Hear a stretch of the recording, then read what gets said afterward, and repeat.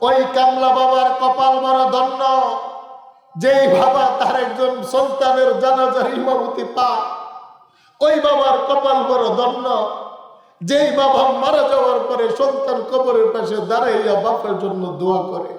আমি ঘটনা বলে আলোচনায় যাব। সেই ঘটনা আপনাদের এই লালমনিরহাটের রংপুর থেকে উঁচা ব্রিজ পার হয়ে যেতে হয় কালীগঞ্জ, তামাক ক্ষেতের ভিতরে বিশাল সম্মেলন। আমি এই বৎসরের সিজনের শুরুতে নভেম্বরে গিয়েছিলাম প্রধান অতিথি, দারুস সালাম মাদ্রাসার বাৎসরিক মাহফিল। ওইখানে আমি 8 জন কোরআনে হাফেজকে পাগড়ি দিয়েছি। এশারের নামাজের পর মাহফিল কমিটি আমাকে বললেন, হুজুর, এই তামাক ক্ষেতের ভিতরে আমাদের কেন্দ্রীয় একটি কবরস্থান আছে, আপনি সুদূর ব্রাহ্মণবাড়িয়া থেকে আসলেন, মুসাফির মানুষ, আপনাকে নিয়ে মুর্দা গান্ধের কবর জিয়ারতে যাও। আমি বললাম যে চলেন। গেলাম, গিয়ে পশ্চিম পাশে দাঁড়িয়ে কবর জিয়ারত করছি। লক্ষ্য করে দেখলাম গুটকুটে অন্ধকার। পূর্ব কর্নারে দাঁড়িয়ে এই সমস্ত ছেলেদের মতো একটা ছেলে হাউমাউ করে কাঁদছে। জিয়ারতের পরে ছেলেটাকে ডাকলাম, বাবা তুমি কাঁদছো কেন, আর এত উচ্চ সুরে কান্না করছো, তোমার পাঞ্জাবি নিচের গেঞ্জি পর্যন্ত ভিজে গেল। ছেলেটা বলল, হুজুর, আমি যার কবরের পাশে দাঁড়িয়ে কান্না করি সে আমার একটা কামলা বাবা।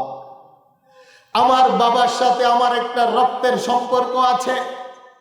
আজ থেকে 12 দিন আগে আমার বাবার ইন্তেকাল করেছে। আমার বাবা দিনমজুর, কামলা মানুষ, অশিক্ষিত। আমার বাপে 300 টাকা দৈনিক মাইনা দিয়ে আমার বাপে মানুষের জমিনের মাটি কাটে। আমার আব্বা আমাকে রংপুরের জুম্মাপাড়া মাদ্রাসায় ভর্তি করালেন।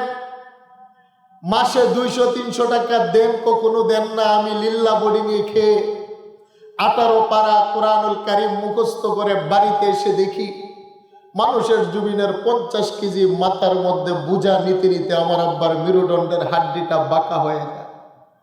আমি আব্বাকে বললাম যে আব্বা, আমি উপযুক্ত ছেলে, আমার বয়স 18, আপনি অনুমতি দেন, আর লেখাপড়া করবো না। আমি লালমনিরহাট শহরে ভ্যান চালাবো, দৈনিক 500 টাকা ইনকাম করে সংসারের বোঝাটা। হুজুর, আমার আব্বা আমাকে অনেক মারলেন, মেরে সকালবেলা হাত পা বেঁধে জুম্মাপাড়া মাদ্রাসায় নিয়ে পাঠাই দিয়েছে।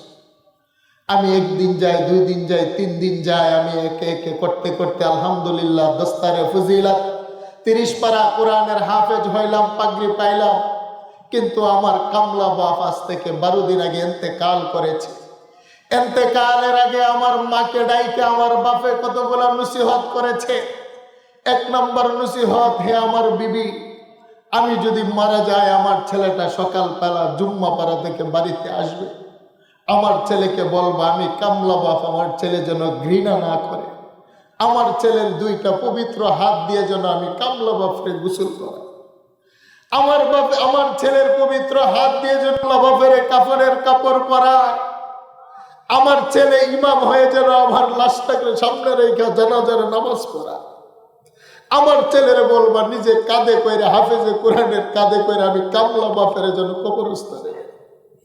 আমার ছেলের বড় কষ্ট কইরা মানুষের জমিনে মাটি কাইটা করে হাফেজ বানাইছে। আমার ছেলের পবিত্র কুলে করে আমার যেন কবরে দিয়ে মুখে মাটি দেয়। হে আমার বিবি, নসিহত করলাম, আমার ছেলেটা যখনই বাড়িতে আসবে আমার পোলারে বলবো আমার কবরের পাশে দাঁড়িয়ে সূরা ইয়াসিন যেন তেলাওয়াত করে। কারণ আমি মূর্খ মানুষ। যেদিন আমার মা মারা যায়, মায়ের লাশটা নিয়ে দাঁড়িয়েছিলাম, কি পড়তে হয় জানি না। আমার মায়ের মুখে মাটি দেওয়ার সময় কি দোয়া পড়তে হয় ছোটবেলা শিখি নাই। আমার মরা বাপের কবরের পাশে দাঁড়াইলে কি দোয়া পড়তে হয় আমি জানি না। সেই জন্য মানুষের জমিনে কামলা দিয়ে আমি আমার ছেলের কোরআনের হাফেজ বানিয়েছি। হে আমার বিবি, তোমার কাছে নসিহত করি, আমার ছেলে যখনই বাড়িতে আসবে তুমি বলবে আমার কবরের পাশে দাঁড়িয়ে যেন সূরা ইয়াসিন তেলাওয়াত করে।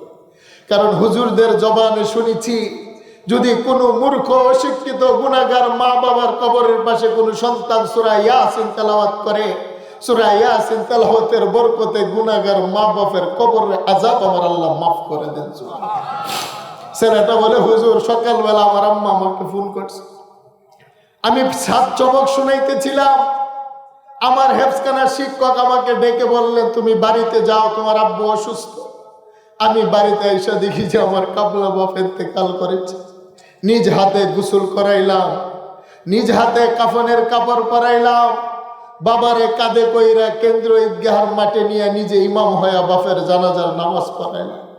আমি আমার বাপের কবরে রাইখা প্রত্যেক দিন মাগরিবের পরে আমার কামলা বাপের উসিয়া আমি সূরা ইয়াসিন তেলাওয়াত করি।